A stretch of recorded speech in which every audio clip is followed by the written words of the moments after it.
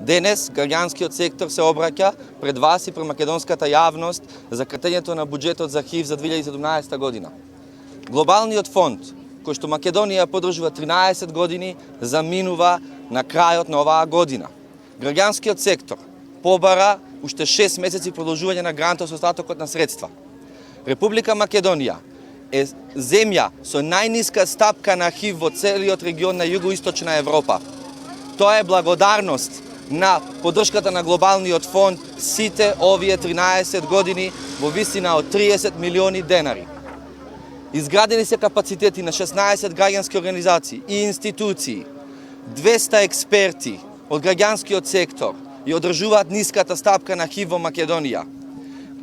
15.000 луѓе и нивните семејства се корисници на овие услуги, кои што на годишно ниво се даваат повеќе од 200.000. На 29 септември граѓанскиот сектор испрати писмо до пратениците на овај дом овде со барање да се зголеми буџетот на 65 милиони денари. До ден денес немаме никаква реакција, токму оние кои што се обврзаа да поддржат превенција и одржување ниска стапка ХИВ во Македонија. Истовремено, само пред неколку дена, извршниот директор на Глобалниот фонд се обрати до премиерот, до министерот за здравство, министерот за финансии и председателот на собранието со длабока загриженост да доколку не се поддржи националната програма со соодветен буџет, Македонија во следниот период ќе се соочи со ХИВ епидемија.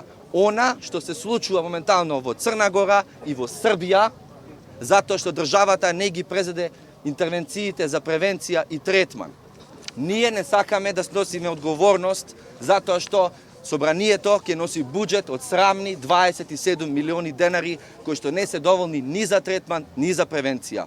Ова го алармираме 5 години. 5 години немаме никаков слух. Редно време е да одговорноста ја преземат донесувачите на одлуки, затоа што од 1 јули 2017 година одговорноста ќе биде на владата и на законодавниот дом. Ние ќе продолжиме да притискаме и да бараме да 65 милиони денари само за 6 месеци во 2017 година се стават во буџетот.